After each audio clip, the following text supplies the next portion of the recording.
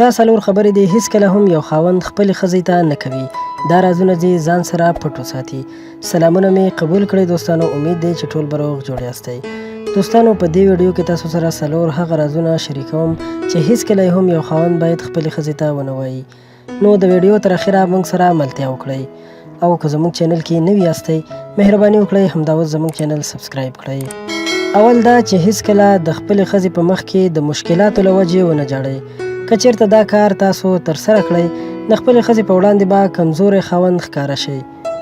دویم، د خپلې ښځې هره جایزه غوښتنه پوره کړئ خو د خپلې سرمایې مکمل راز ورته مه ورکوئ. دریم، هیڅکله د خپلې ښځې په وړاندې خپل پلار، مور، ورور او خور ته بد رد مه وایئ. په داسې کولو سره ستا د پلار، مور، ورور او خور عزت ستا د ښځې په نظر کې ختمیږي او تاسو به هم ورته سپک ښکاره شئ او بیا به ستاسو مېرمنه هم د هغوی هیڅ عزت نه کوي. څلورم، هیڅکله د ښځې په وړاندې د هغې مور، پلار، خور او ورور ته بد رد مه وایئ.